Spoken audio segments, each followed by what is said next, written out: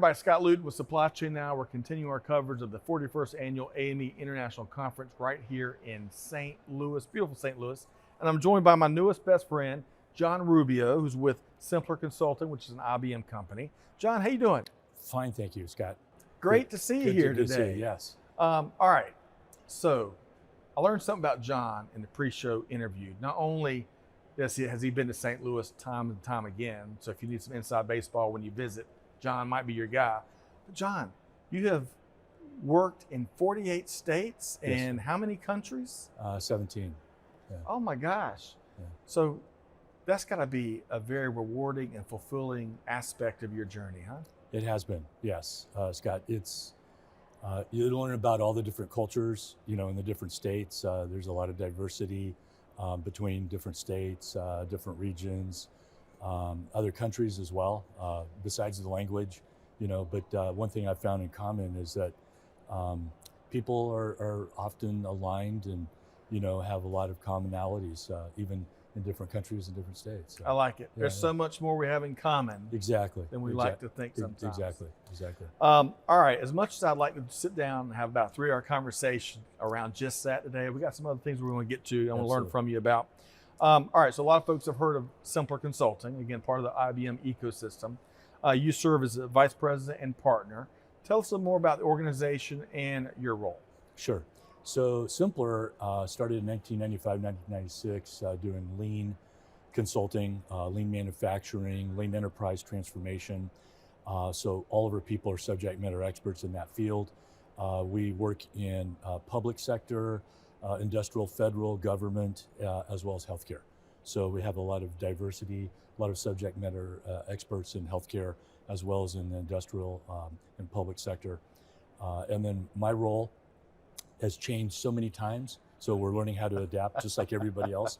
But from the traditional consulting role to really taking on the merge between technology, agentic AI and other forms of AI and technology, other products and services, and kind of applying lean transformation to those because they do overlap, they're applicable. And so, for example, improving a product before you or optimizing a product or an ERP system, for example, before you apply it, you want to lean it out. Right. So we're looking at that merge. Man, what a fascinating intersection. It is. And what a fascinating, on your personal journey, how your role has continued to evolve and transform, like all of ours has in many ways, huh? Yes. All right, so we're early on in this edition of the International Conference, but I bet you've already had some eureka moments. Mm-hmm. What's an early takeaway from halfway through the conference? Well, probably a couple. There's been a lot of, because AME is really focusing on technology, agentic AI, and some of the crossroads. So we're right there in the sweet spot. And to see that growing, propagating is exciting. The other was probably the speaker this morning from Dale Carnegie, the CEO, who I had taken the Dale Carnegie course so I could resonate with everything she was saying. But it was great because she was talking about change management, change leadership. And that's really the cusp of what we're trying to do as well, is kind of take the technology and the process improvement and merge those. And that requires a lot of change management and a lot of change leadership. So. And I'll tell you, with the rate of velocity, business velocity today, for all those companies and those business leaders out there, if you're not sharpening your change management skill sets, yes, you're in trouble, huh? Yes. Yeah, especially change leadership. Yeah. That's the key. Yeah. Change leadership. Well said. Okay. You're seeing big opportunities, as you mentioned agentic AI a couple of times. It is amazing to see new use cases come out every day, it seems like. What opportunities are you seeing where lean, kind of going back to one of those intersections you mentioned, lean intersects with agentic AI? Get some powerful examples there. Well, so there's different forms of AI. Right. And agentic's kind of got a human approach. And typically what you do is take a defined beginning and end, a trigger and a done, and you're targeting maybe a subset of a value stream or service line. And this is where agentic AI is a little different. It's taking the human approach to improve by reducing waste, variability or overburden, Right. which was unusual, rather than just implementing a process improvement technique without taking any of those into account. Because one of the key models is, we call it people, process, purpose, and then we laminate technology on that. So the model is to get people 100% involved. That's the change leadership. The process tools, all of the lean tools that we're studying and we have here, are the process improvements, taking out the waste and variability. And then the purpose is solving the organization's strategy, financial benefits, the core strategy of the organization, and laminating those things together, and then applying technology on top of that. So one of the things I hear there that I really like, I think it's really important in this golden age of supply chain tech, golden age of automation, is before we automate, we got to make sure all three of those things are dialed in right. Yes, and I think that's where a lot of companies make the mistake. Yeah. We're putting technology on a broken process rather than fixing the broken process and then applying the technology on top. Yeah, I agree. And I think the other mistake we're seeing, and if you look at, I saw some data the other day that showed that companies were shelving AI initiatives before they even get to production at a greater rate, double rate, the rate that they were last year. Right. And I think one of the reasons that's happening, it doesn't take anything away from all the great opportunities and the mountains that are being moved by AI technology, all of its different technologies. But we're like that hammer going to chase, when you got a hammer and that's your only tool, everything's a nail, and you can't always use a hammer, just that's like you can't always use AI, right? Right. There's a curve that one of the speakers actually talked about here at the AME conference that was so true. And Jeff Puma had this curve. Yeah, good old Jeff. Yeah, and Jeff was spot on with his research and data about that curve. But I think one of the things we're seeing is there's a fear factor that it's taking away jobs. What's interesting is agentic AI kind of is in the other direction.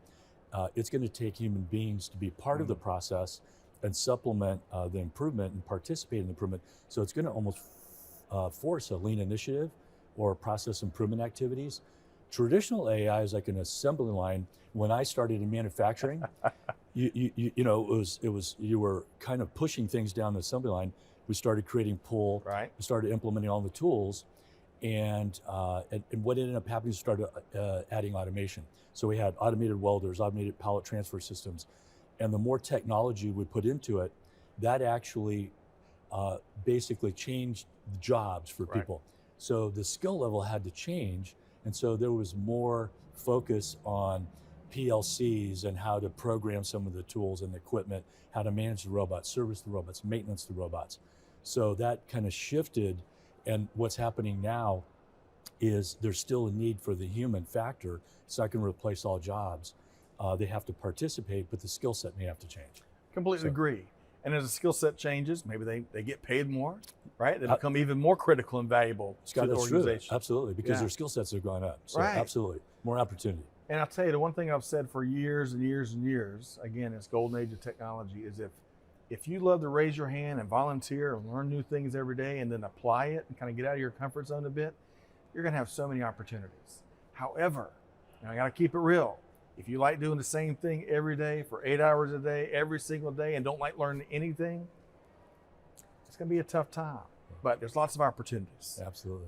Okay, speaking of tough times, I'll tell you, the trade landscape and the ever-shifting tariff sands has been something that manufacturers, all businesses really, and certainly supply chain practitioners have been dealing with. I know you're advising companies to fight through all sorts of complexities, those within their control and those outside their control. Any advice for those manufacturers that are navigating this trade landscape? Sure. I came from the auto industry, so I spent about 20 years auto industry, supply chain, manufacturing operations. And, tariffs have always been around. We just may not have seen them, understood them, and felt them. Go look at the sticker on the window of a car and look at the content. And you can see how many different countries, develop parts or manufacture parts. But I think the key goes back to some of the basic principles, point of use manufacturing. So taking a lesson kind of from the auto industry, they went to where the big market was, where the demand for the market. They built automotive plants in that area. required the supply chain, tier 1 and tier 2 suppliers Clustering. to cluster and relocate. So you were near that site and you supported that site. It was a dedicated facility, and that reduced cost in transportation, shortened the timelines, improved quality, and just transportation cost in general. So I think the key for manufacturers, we a lot of times chase the labor side, which is a big cost.